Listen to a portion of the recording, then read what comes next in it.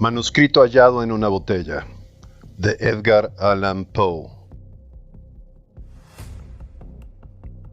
Qui n'a plus qu'un moment à vivre, n'a plus rien à dissimuler. Quino, Atis. De mi país y mi familia tengo poco que decir. Un trato injusto y el andar de los años me arrancaron del uno y me alejaron de la otra. Mi patrimonio me permitió recibir una educación esmerada y la tendencia contemplativa de mi espíritu me facultó para ordenar metódicamente las nociones que mis tempranos estudios habían acumulado. Las obras de los moralistas alemanes me proporcionaban un placer superior a cualquier otro, no porque admirara equivocadamente su elocuente locura, sino por la facilidad con que mis rígidos hábitos mentales me permitían descubrir sus falsedades. Con frecuencia se me ha reprochado la aridez de mi inteligencia, imputándome como un crimen una imaginación deficiente. El pirronismo de mis opiniones me ha dado fama en todo el tiempo. En realidad, temo que mi predilección por la filosofía física haya inficionado mi mente con un error muy frecuente en nuestra época. Aludo a la costumbre de referir todo hecho, aun el menos susceptible de dicha referencia, a los principios de aquella disciplina. En general, no creo que nadie esté menos sujeto que yo a desviarse de los severos límites de la verdad, arrastrado por los ignes fatui de la superstición. Me ha parecido apropiado hacer este proemio para que el increíble relato que he de hacer no sea considerado como el delirio de una imaginación desenfrenada, en vez de la experiencia positiva de una inteligencia para quien los ensueños de la fantasía son letra muerta y nulidad. Después de varios años pasados en viajes por el extranjero, me embarqué en el año 1800 en el puerto de Batavia, capital de la rica y populosa isla de Java, para hacer un crucero al archipiélago de las Islas de la Sonda. Me hice a la mar en calidad de pasajero, sin otro motivo que una especie de inquietud nerviosa que me hostigaba como si fuera un demonio. Nuestro excelente navío, de unas 400 toneladas, tenía remaches de cobre y había sido construido en Mumbai con teca de Malabar. Llevaba una carga de algodón en rama y aceite procedente de las islas Laquevidas. También teníamos a bordo bonote, melaza, aceite de manteca, cocos y algunos cajones de opio. El arrumaje había sido mal hecho y por lo tanto el barco escorbaba. Iniciamos el viaje con muy poco viento a favor y durante varios días permanecimos a lo largo de la costa oriental javanesa sin otro incidente para menguar la monotonía de nuestro derrotero que el encuentro ocasional con alguno de los pequeños grabs del archipiélago al cual nos encaminábamos.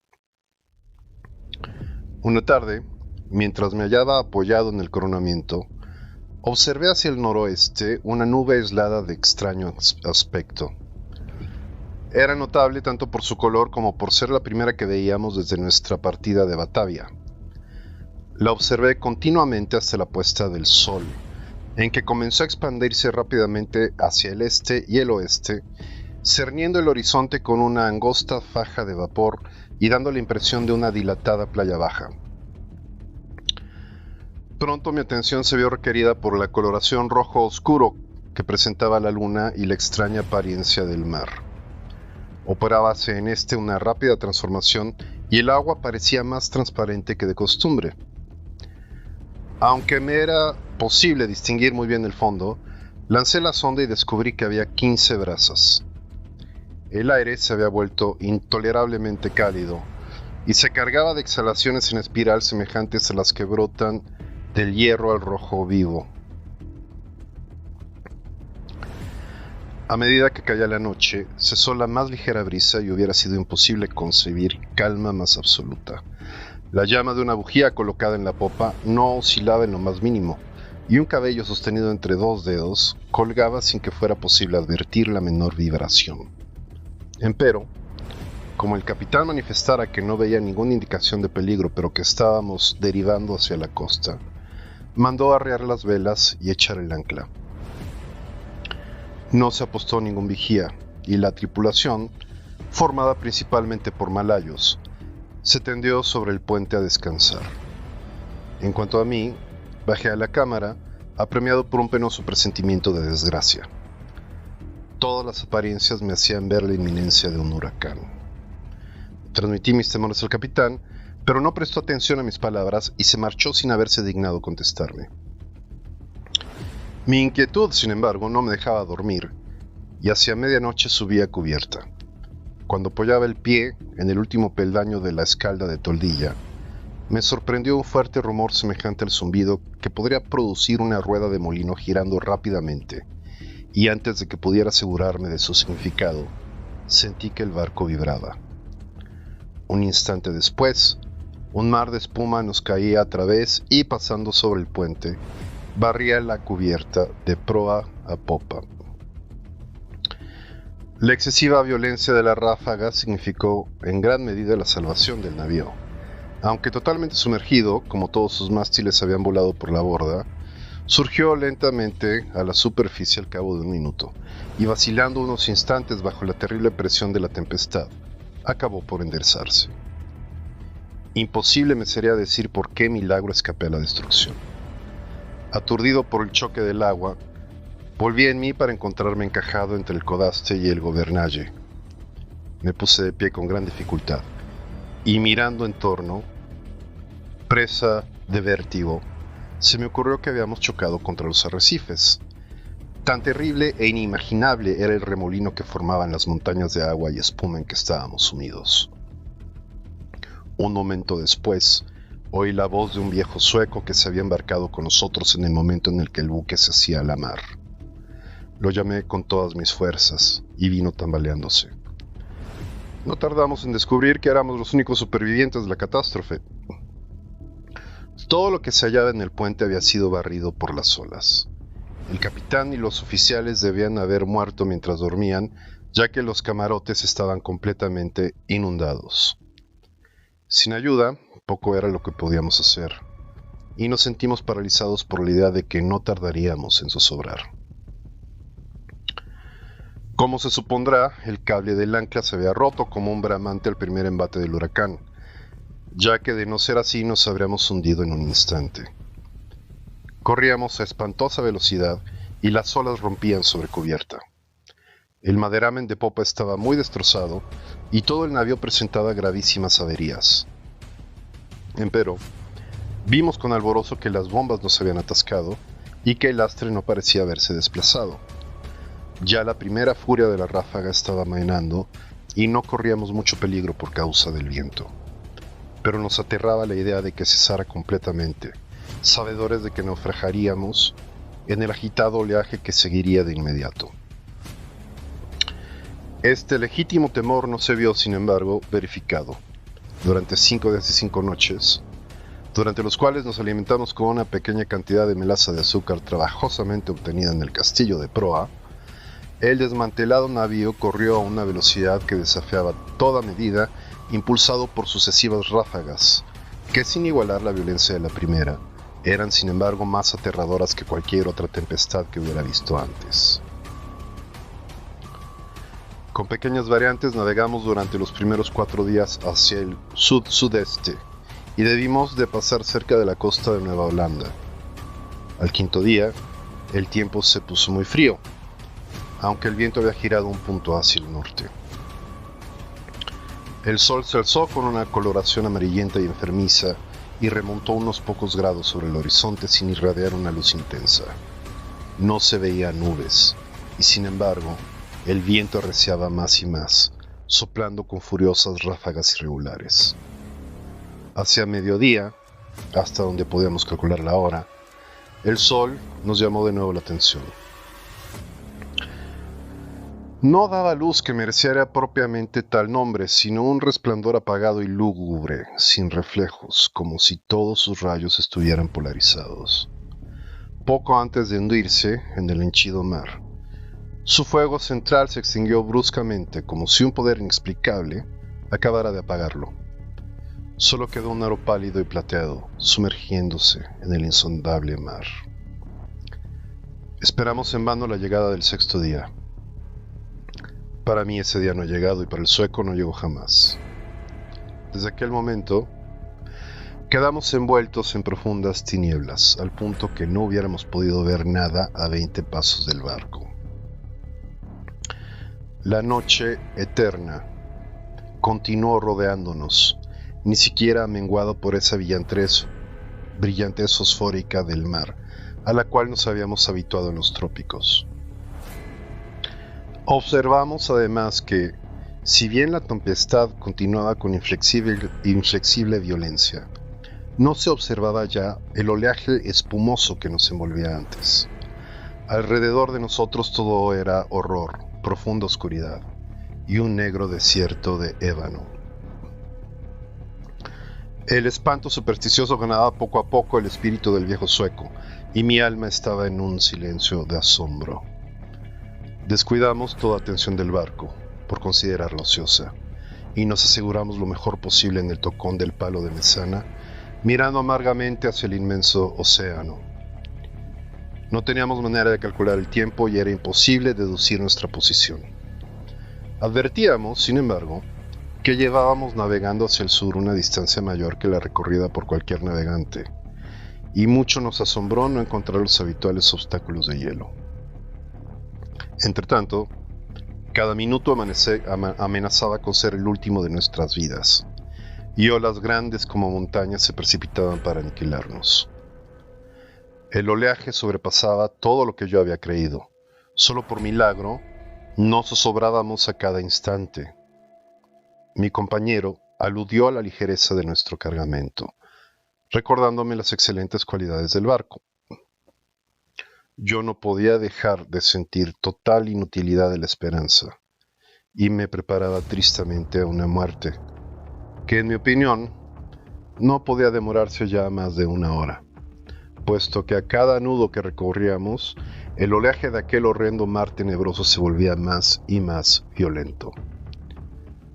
Por momentos jadeábamos en procura de aire, remontados a una altura superior a la del Albatros, y en otros nos mareaba la velocidad del descenso a un infierno líquido, donde el aire parecía estancado y ningún sonido turbaba el sueño del Kraken. Nos hallábamos en la profundidad de uno de esos abismos cuando un súbito clamor de mi compañero se hizo horriblemente en la noche. ¡Mire, mire!, me gritaba al oído. ¡Dios Todopoderoso, mire!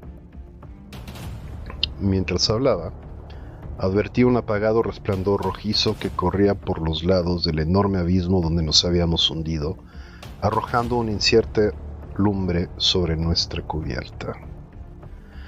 Alzando los ojos, contemplé un espectáculo que me heló la sangre. A una espantosa elevación, inmediatamente por encima de nosotros, y al borde mismo de aquel precipicio líquido, se cernía un gigantesco navío de quizá 4,000 toneladas. Aunque en la cresta de una ola tan enorme que lo sobrepasaba 100 veces en altura, sus medidas excedían las de cualquier barco de línea o de la Compañía de Indias Orientales. Su enorme casco era de un negro profundo y opaco, y no tenía ninguno de los mascarones o adornos propios de un navío.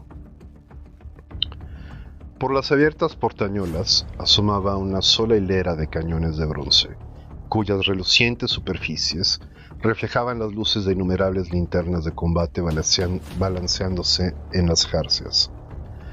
Pero lo que más me llenó de horror y estupefacción fue ver que el barco tenía todas las velas desplegadas en medio de aquel huracán ingobernable y aquel mar sobrenatural.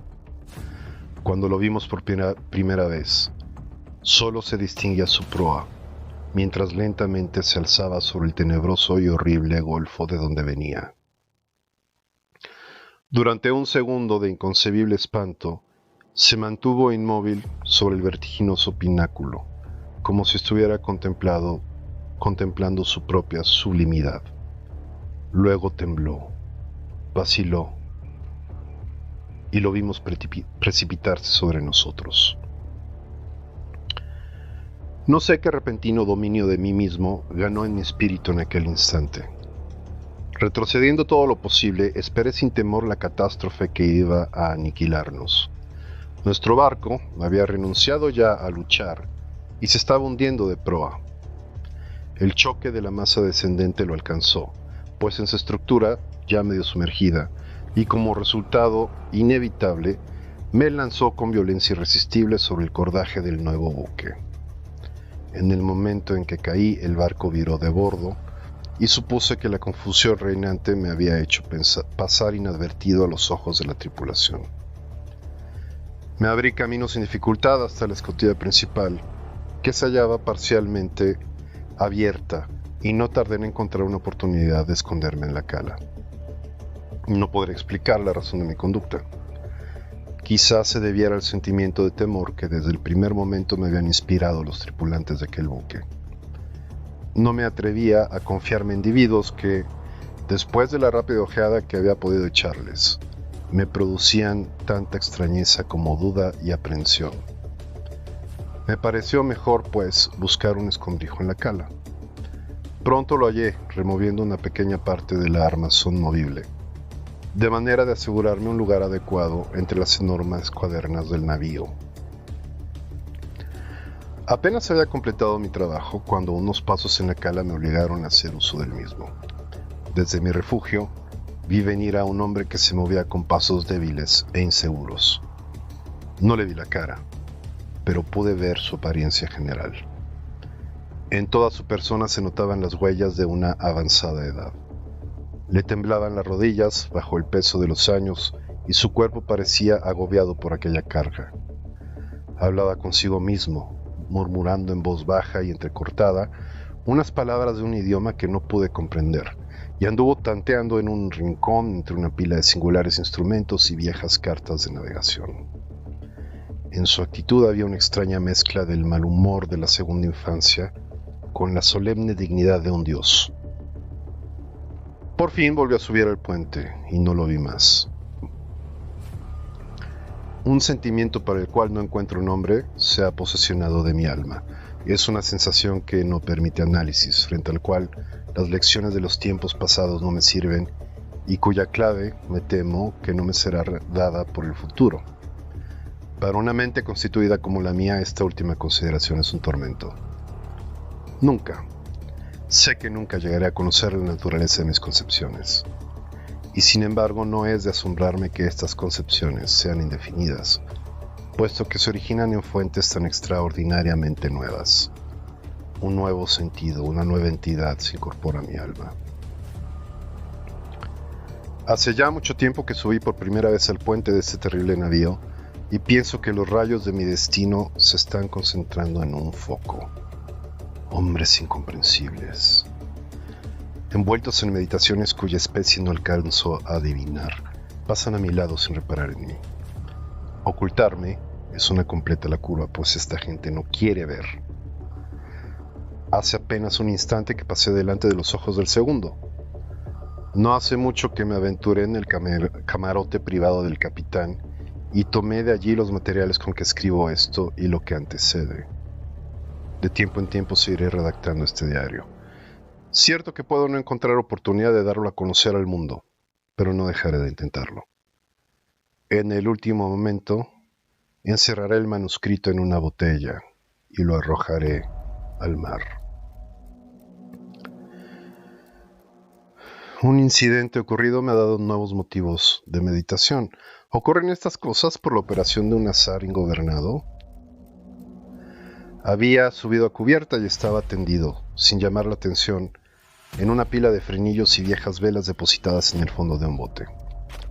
Mientras pensaba en la singularidad de mi destino, iba pintarrajeando inadvertidamente con un pincel lleno de brea los bordes de una ala de trinquete que aparecía cuidadosamente doblada sobre un barril a mi lado. La vela está ahora tendida y los toques reflexivos del pincel despliegan formando la palabra descubrimiento.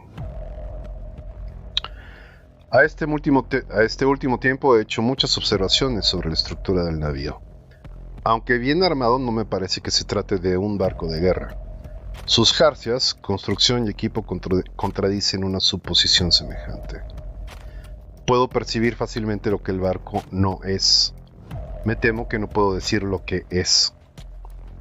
No sé cómo, pero al escrutar su extraño modelo y su tipo de mástiles, su enorme tamaño y su extraordinario velamen, su proa severamente sencilla y su anticuada popa, por momentos cruza por mi mente una sensación de cosas familiares, y con esta imprecisa sombra de recuerdo se mezcla siempre una inexplicable remembranza de antiguas crónicas extranjeras y de edades remotas. Estuve mirando el maderamen del navío. Está construido con un material que desconozco. Hay en la madera algo extraño que me da la impresión de que no se aplica al propósito al que ha sido destinada.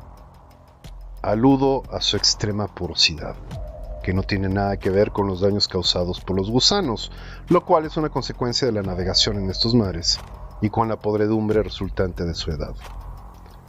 Parecerá quizá que esta observación es excesivamente curiosa, pero dicha madera tendría todas las características del roble español si el roble español fuera dilatado por medios artificiales. Al leer la frase que antecede viene a mí un recuerdo extraño dicho de un viejo lobo de mar holandés. Tan seguro es, afirmaba siempre, como que hay un mar donde los barcos crecen como el cuerpo viviente de un marino. Hace unas horas me mostré lo bastante osado como para mezclarme con un grupo de tripulantes. No me prestaron la menor atención, y aunque me hallaba en medio de ellos, no dieron ninguna señal de haber reparado en mi presencia. Al igual que el primero que había visto en la cala, todos mostraban señales de una avanzada edad. Sus rodillas achacosas temblaban, sus hombros se doblaban de decrepitud, su piel arrugada temblaba bajo el viento. Hablaban con voces bajas, trémulas, quebradas. En sus ojos brillaba el humor de la vejez y sus grises cabellos se agitaban terriblemente en la tempestad. Alrededor, en toda la cubierta, yacían esparcidos instrumentos matemáticos de la más extraña y anticuada construcción. Mencioné hace algún tiempo que un ala del trinquete había sido izada. Desde ese momento, arrebatado por el viento, el navío ha seguido su aterradora carrera hacia el sur, con todo el trapo desplegado desde la punta de los mástiles hasta los botolones inferiores, hundiendo a cada momento los penoles de las vergas del Juanete en el más espantoso infierno de agua que la imaginación humana alcance a concebir. Acabo de abandonar el puente, donde me es imposible mantenerme de pie, aunque la tripulación no parece experimentar inconveniente alguno. Para mí es un milagro de milagros que nuestra enorme masa no sea tragada de una vez y para siempre.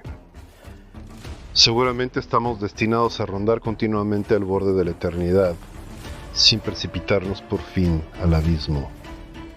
Pasamos a través de olas 1000 veces más gigantescas que las que he visto jamás, con la facilidad de una gaviota.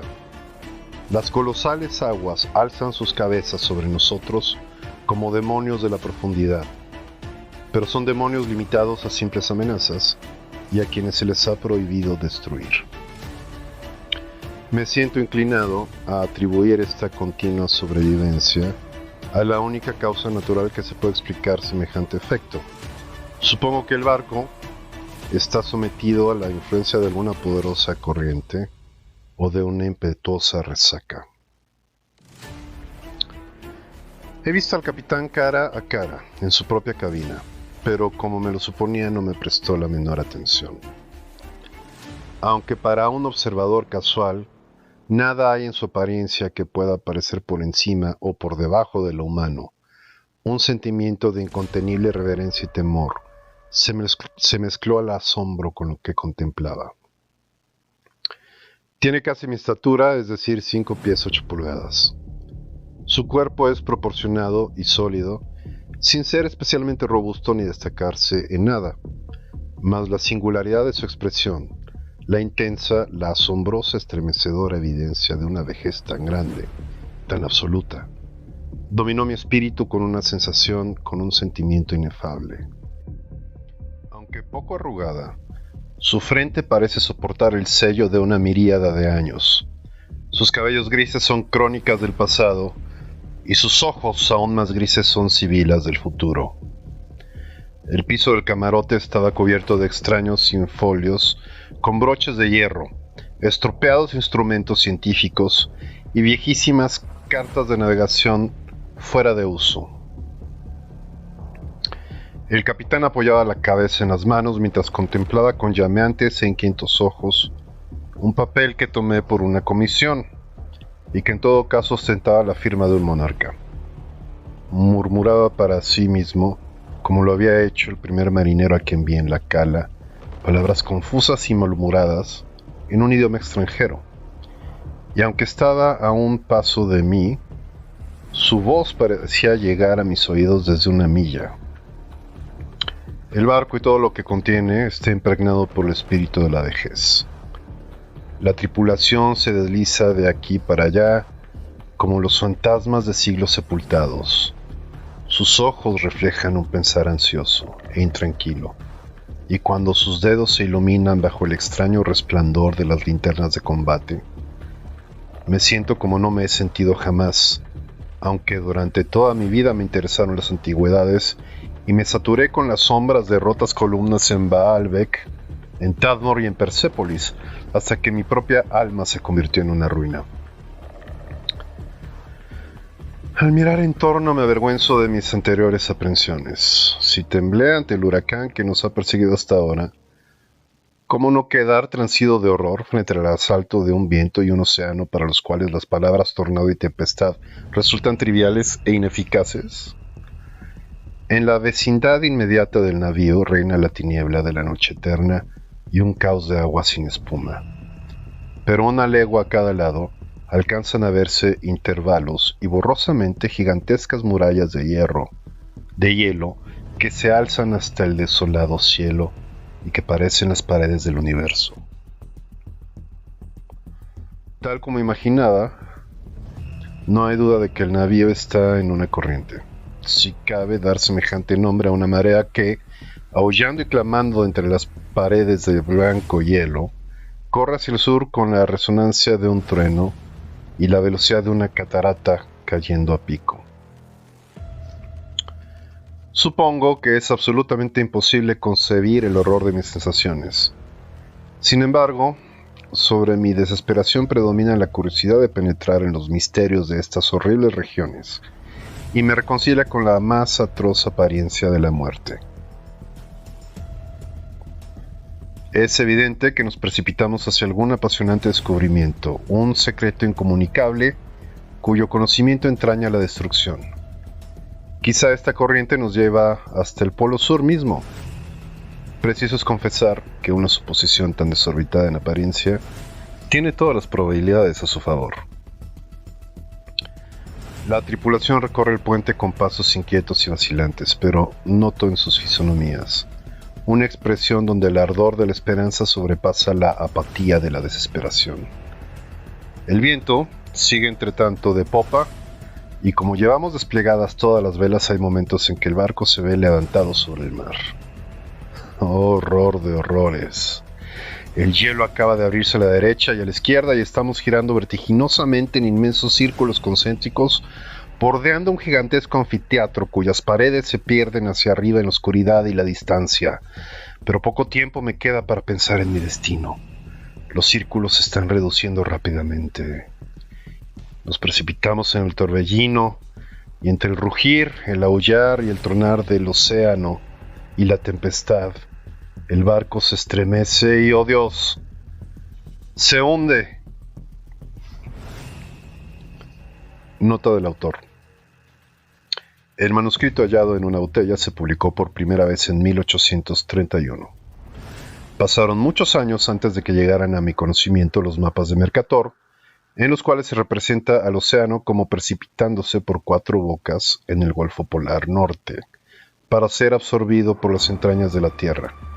El polo aparece representado por una roca negra que se eleva a una altura prodigiosa. Edgar Allan Poe.